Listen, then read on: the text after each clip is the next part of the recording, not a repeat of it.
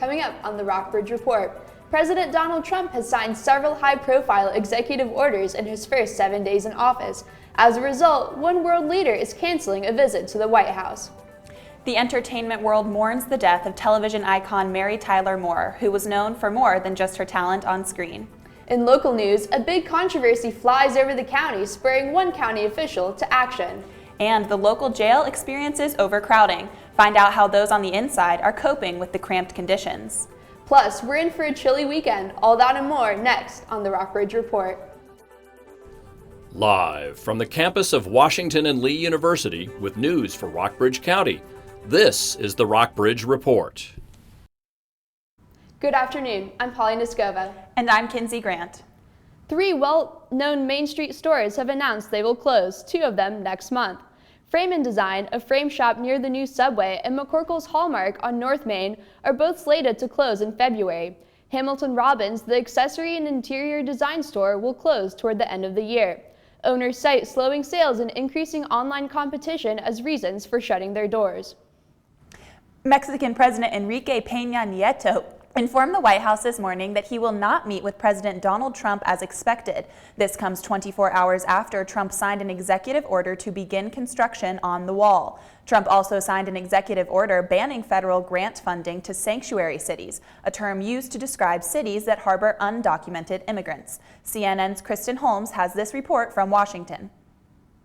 From here on out, I'm asking all of you to enforce the laws of the United States of America. Donald Trump moving forward on one of his most controversial campaign promises. Impenetrable, physical, tall, powerful, beautiful southern border wall. During a visit to the Department of Homeland Security. We're in the middle of a crisis on our southern border. Beginning today, the United States of America gets back control of its borders, gets back its borders. Signing 2 executive orders Wednesday directing federal funds towards building that wall along the U.S.-Mexico border, while still pledging Mexico will eventually pick up the tab. Secretary of Homeland Security, working with myself and my staff, will begin immediate construction of a border wall. And as he aims to overhaul the immigration system, also ramping up Border Patrol forces with 5,000 new agents. Funds for the agency that arrests and deports undocumented immigrants and seeking to end sanctuary cities.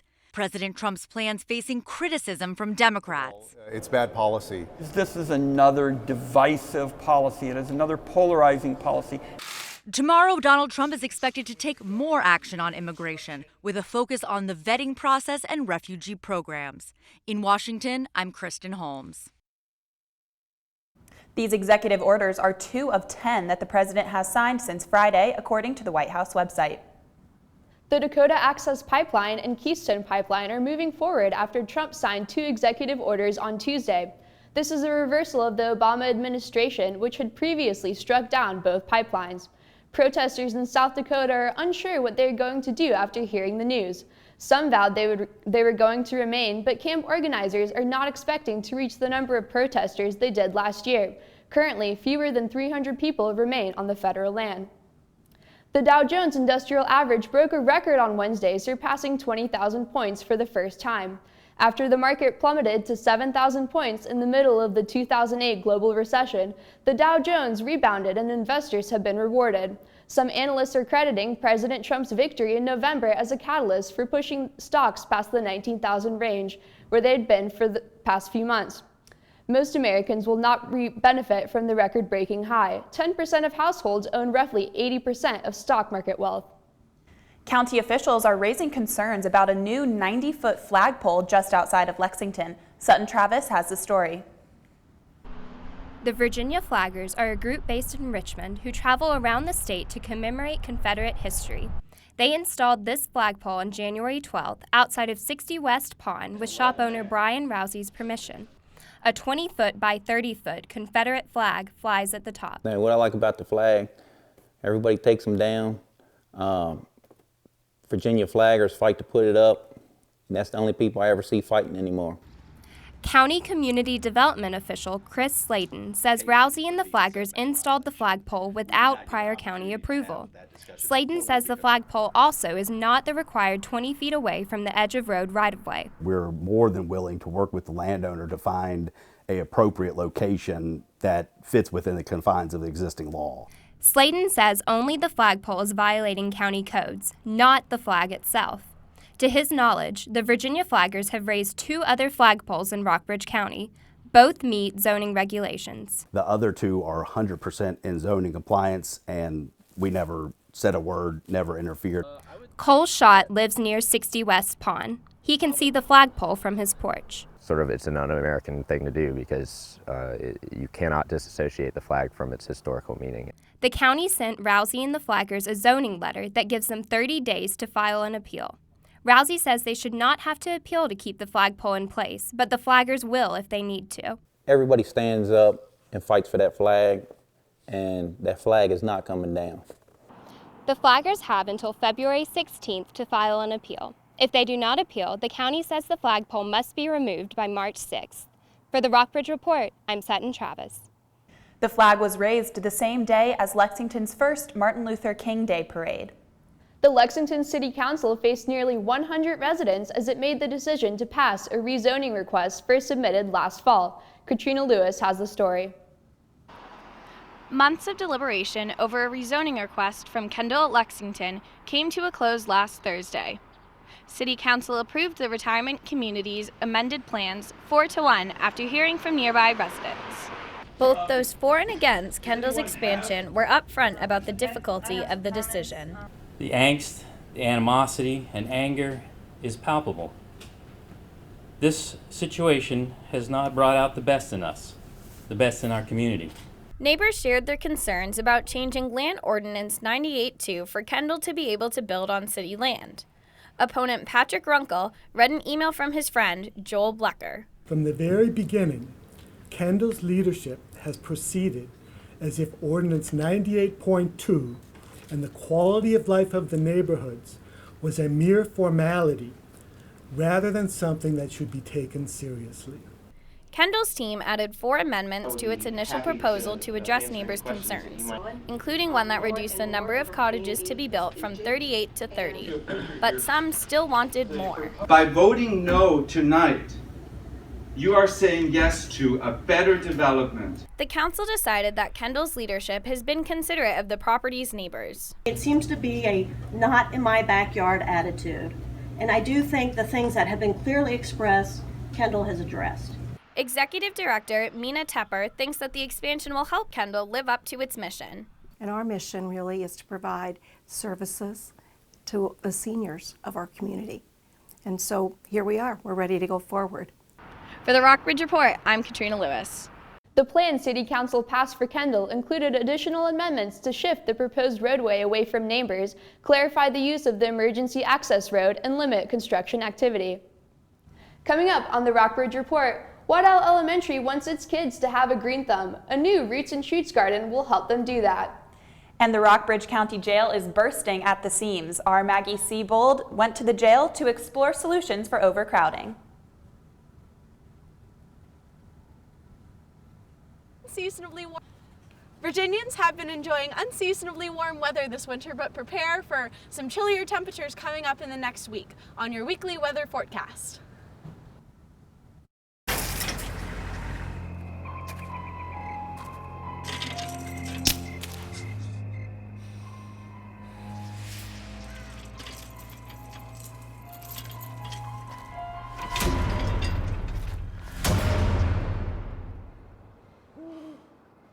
If you don't fix them, sparks from dragging tow chains could cause a wildfire, and that could be scary.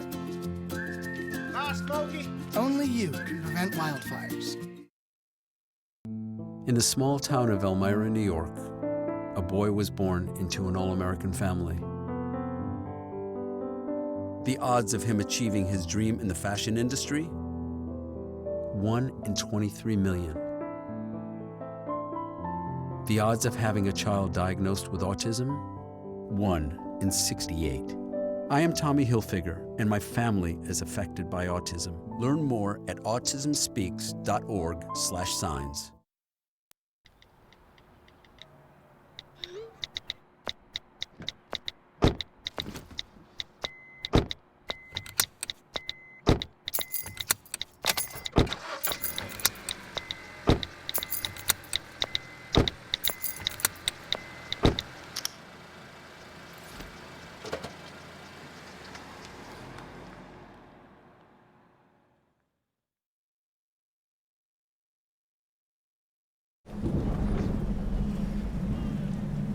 He's on his way. He doesn't even know that we're here.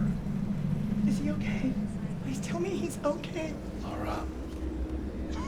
Okay, try to call him again. There's no signal. Try. Nothing's working. Well, just Everything's try. down. This is so bad. He's out there by himself. Make sure you know where to find your family in an emergency. Start your plan at ready.gov. 2017 may bring Virginia state troopers and sheriff's deputies an increase in salary.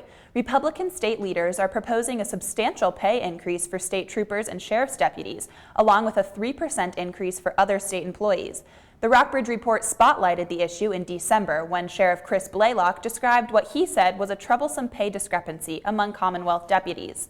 Republican budget leaders announced the proposed pay increase Wednesday.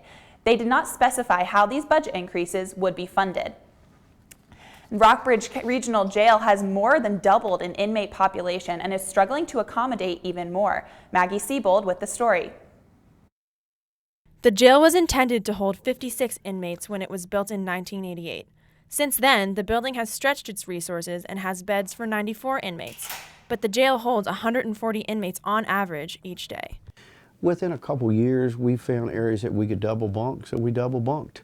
We probably have 20-some on the floor today. Sergeant Kathy Painter has watched people come in and out of the jail over the past 11 years. Our female population has been huge for the last several months, and that's exactly what we have to do to them. The small pods where the females are housed, you have a four-man or four-person cell. There's 2 bunks in each cell. So if you have 6 females in there, you're going to have at least 2 people sleeping in the floor. Inmates at the jail have 30 minutes of recreation time a day and can pick out books from a limited library. Aside from a TV and some board games, there isn't much to do but get in each other's way. Cell 403 is meant to hold 4 inmates. It currently holds 8. So they don't get a break from one another at all. They're in there with each other for 24 hours a day. Creates a lot of animosity. And when they don't get along, we don't have really anywhere else that we can put them because all the cells are overcrowded.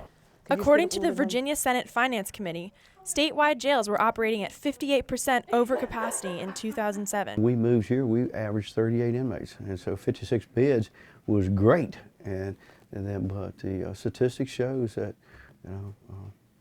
there's going to be a growth. But it's expensive.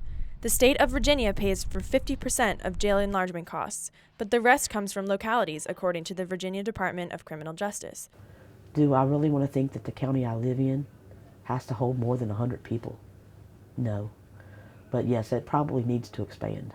For the Rockbridge Report, I'm Maggie Siebold.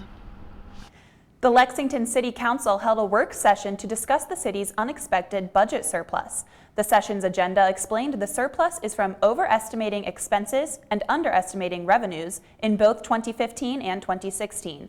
City Manager Noah Simon wanted to remind residents that the surplus is artificially high because it represents a single point in time.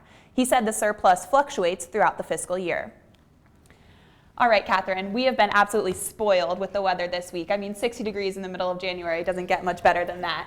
So what can we expect in the coming days? Unfortunately, the warm weather is not here to stay. And so we can take a look here at the weather for today. Today's high was 48 degrees and the low bottoms out at 32. The barometer is reading 29.62 inches of mercury. We've got high wind speeds at 20 miles per hour and 43% humidity. So let's take a look at the area weather. In Charlottesville, it is partially sunny and 50 degrees, and in Stanton, it's a little cloudier with 45. Similar weather in Lexington and Buena Vista with 46 and 44. Covington, it's getting a little chilly over there, and 32 degrees, and So let's take a look at the radar screen. We have a little bit of a system moving in. Maybe that's what's bringing our cold and cloudy weather. So let's take a look at our 5-day forecast. So Friday is going to be cloudy and 43 degrees. We're going to have partial clouds and some sun on Saturday with a high of 41 and a low of 27. Sunday, more clouds with a high of 41 and a low of 23. Monday, it's going to get a little chillier again with a high of 37 and a low of 24, but temperatures are coming back up on Tuesday with a high of 47 and a low of 32. And so that's your 5-day forecast. Kinsey and Polly, back to you. Thanks, Catherine. Southern Virginia University is celebrating its core values with the school's 6th annual Honor Week. Students focus each day on one of the 5 values: scholarship, refinement, accountability, service, and enthusiasm. SVU is a liberal arts college dedicated to embracing the values of the Church of Jesus Christ of Latter-day Saints. Students are expected to abide by the university's standards of conduct, which include dress and grooming standards, the Community Bill of Rights, and the Code of Honor. The week's activities included a night of etiquette courses, games, a public forum, a service day, and an honor ball. Coming up on the Rockbridge Report, we take a look back at the influential career of actress Mary Tyler Moore. Waddell Elementary is growing both children and veggies. Find out more about the community garden and the school built for its kids. Plus an update on sports, including a big night for one VMI senior guard. All that and more coming up after the break. Hi, may I please have an application? Thank you.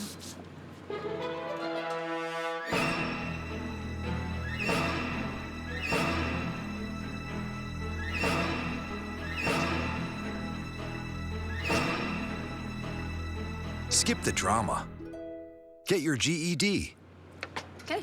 Take that first step towards a better future and sign up for free classes now at yourged.org. If you store your guns properly, I'll feel safer when I'm playing outside. Safer when walking home. I won't have to tell so many family members. I'm sorry. I won't hear as many scary stories. And I won't have to tell my kids. This isn't a drill. Please. Please, do it for us.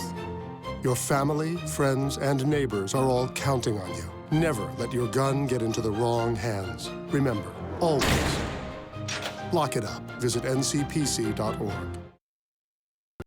No more pencils, no more books. No more teachers, dirty looks. School's out for summer. What this place needed was better graduation rates. So we worked with schools like Henry Ford High, and now they're up 18%.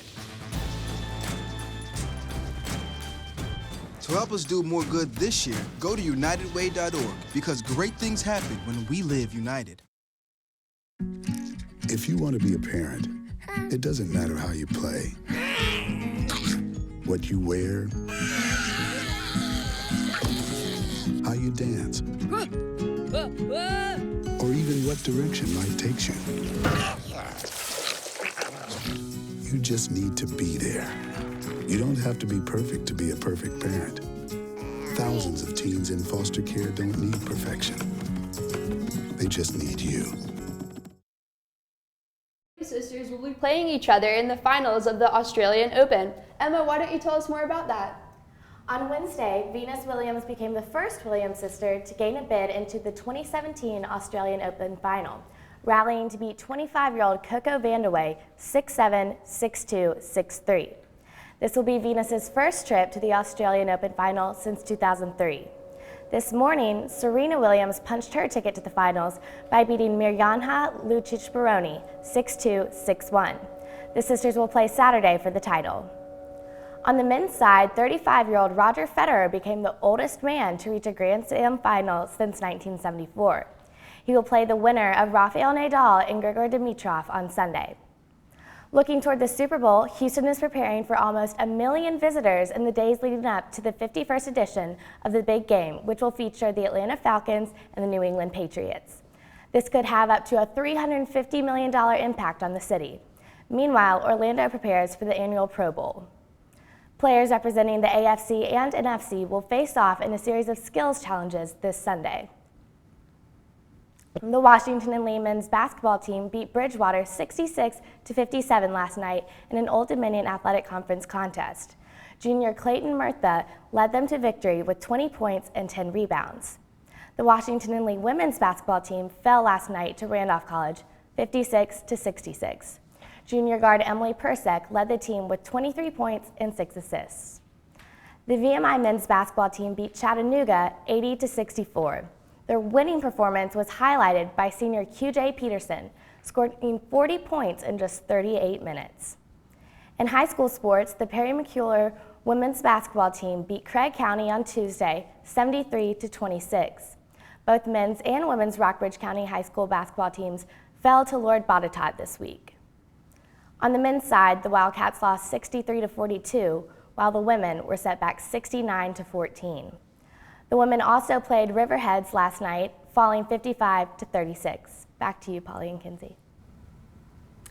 Legendary actress Mary Tyler Moore died on Wednesday. She was 80 years old. Moore made her mark playing a single woman on Her Own on The Mary Tyler Moore Show. The series ran for 7 seasons and won 29 Emmys, a record that stood until 2002. Moore won 7 Emmys in her career, 4 on The Mary Tyler Moore Show, 2 on The Dick Van Dyke Show, and 1 in 1993 for a Lifetime Network movie. The Screen Actors Guild awarded her the Lifetime Achievement Award in 2012. Waddell Elementary's Roots and Shoots intergenerational garden will grow again near the new school. Waddell's garden was started in 1995 by Molly and Dirk Brown to form a connection between the children and older members of the community. The program has since been expanded to include children from all grades at Waddell and countless volunteers. Waddell teacher Sue Schultes says that the garden allows students to connect their classroom experience to nature. Principal Tim Martino hopes spring planting will begin in March. Thanks for watching the Rockbridge Report. Be sure to check out our website, rockbridgereport.wlu.edu, for more details on all of today's stories. And make sure to tune in to Channel 18 this upcoming Tuesday at 3 o'clock for a live news update.